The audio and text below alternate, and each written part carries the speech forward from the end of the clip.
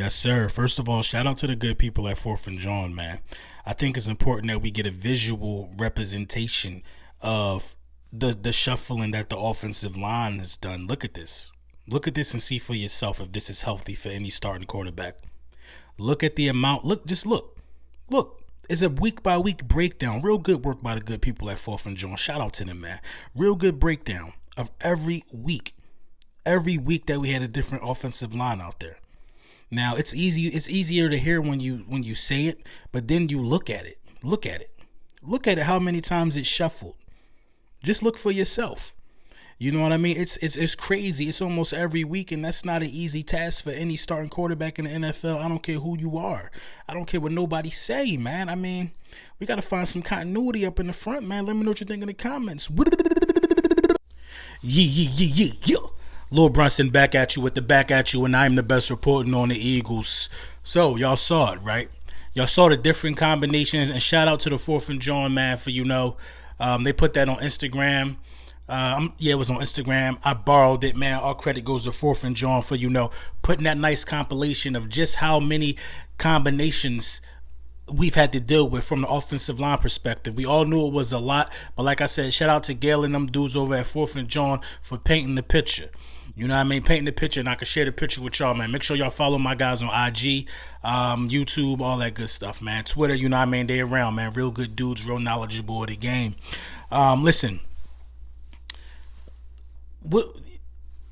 It seems that we are looking down the same barrel towards the end of the season. And I got to give Doug Peterson a little bit of credit for being really, really good in December. Last couple of years, he's been fantastic in December. Actually, last 3 years, man. Let's keep it 100, man. We've been to the playoffs 3 straight years. In order to get to the playoffs in some of these tight races we've endured, you got to be good down the stretch. Can Doug repeat that? Now, I know this is a fact. I know a lot of you guys hate to hear anything that's slightly positive about the football team right now, but that's just a fact. The Philadelphia Eagles are going to have to play a lot of 12 personnel, man, to catch up. They're going to have to play a lot of 12 personnel. You're going to have to see a lot of sets with Dallas Goedert and Zach Ertz on the field once again, because going down to the stretch of the season, we have no reliable wide receivers that I can think of, unless you take Alshon Jeffrey out of the equation. And then you start giving Fulgham some more of them snaps, whatever you got to do that. You know what I'm saying? It's just nobody on the outside that I feel as though that could win. And Jordan Howard being elevated to, the active roster just lets me know one thing, that there's a huge emphasis now in the building and around Philadelphia, around the football community of the Philadelphia Eagles, on running the football for the remainder of the season. You have to do it. Your hands are tied. You can't go out there and let Carson Wentz throw 40 more times a game with wide receivers who rarely get separation, an offensive line that's always having pieces moved around, mixed and matched. You know what I'm saying? And just him being the number one guy in sacks. Now, shout out to Carson Wentz for addressing the team recently and owning up to, his play and just the way the way that his play has transpired into the record. You know what I'm saying? They go hand in hand, man. If Carson Wentz was playing better, we would have a stranglehold on this division. That's a fact. But we're not going to sit here and ignore the obstacles that he has ahead of him. We're not going to sit here and ignore the obstacles that he's playing with, the handicaps that he's playing with. But they're not excuses either, because we all know that he's missed throws when having a clean pocket. We all know that sometimes these wide receivers do get open. Either when they do get open, he ain't got enough time, or sometimes he miss them. It is what it is, man. That's the position. You know what I mean? I'm not going to sit here and hold this dude to a standard of he got to complete every pass when no other quarterback in the NFL does that every week. Not even Patrick Mahomes. He doesn't complete every throw every week. He misses guys too. It just is what it is. But Carson Wentz, it's just magnified more because of the situation, and it gives the media something to talk about. He's the hot topic. And, and quite frankly, to be honest, I've seen him fighting. I ain't seen him going out there giving up. And that's all you can ask for a guy when going through a time like this. So with that being said, the Philadelphia Eagles have to make sure that the running game is a big part of the plan for the rest of the season. The Philadelphia Eagles, now looking at the schedule, if you assert yourself with the run, you really give yourself a chance. Miles Sanders has been running well all year. We haven't been using him. That's to our fault.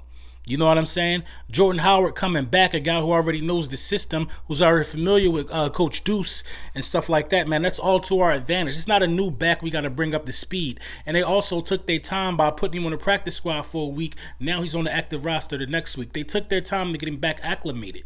You know what I'm saying? He's an underrated blocker back there, and he could provide some additional protection. He's underrated. I think he actually has better hands out the backfield than Miles Sanders. That was a huge knock on him the first time we got him. But Jordan Howard was supposed to be LeGarrette Blount 2.0. We failed to use him the way we were supposed to use him the first time, and now it's his time. It's his time. Point blank period. Him and Miles Sanders definitely could take over the rest of the season. It implements a great opportunity for play action. It implements a great opportunity for rollouts. Like the minds that are behind getting the game plan together for the offense have to be chomping at the bit to look different from here on out. You can't go out there and look the same with a Jordan Howard in the backfield, with a Zach Ertz coming back. Listen, the wide receivers can't get separation. We know damn well the tight ends can. Even you could throw Richard Rodgers in the mix sometimes. He can get separation. It's been documented. It's been documented. I don't know what it is with Carson Wentz and just the chemistry with the wide receivers, but the chemistry's always been there with tight ends with Carson Wentz, dating back to Brent Selleck. You know what I mean? When he had Brent Selleck for a while, he even involved him. That's the point that I'm trying to make. So play action got to be our best friend. We got to try to make these dudes bring more guys down to into the box, and that will, you know what I'm saying, give the great opportunity for the play action to, you know, be able to get some one-on-one matchups. We want these guys to bring guys down in the box, and that's our time. When we see 12 in the box, that's our time for a play action. Give Carson Wentz the freedom.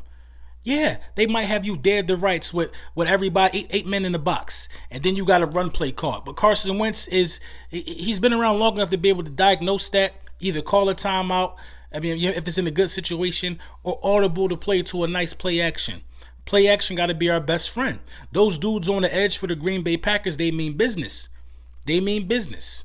You know what I'm saying? And we gotta make sure that we running the ball effectively, man. That's the bottom line in this game. So I'm excited that Jordan Howard is you know what I'm saying, being elevated, and I think he's really going to be able to help our football team. I'm not going to give a final game prediction because I don't know what's going to happen, but I do know this. If the Philadelphia Eagles beat the Green Bay Packers, it'll be the biggest win in the entire division, and we'll be back in first place. So that's something that I'm really looking forward to, because it's no part of me believing that we're going to lose out.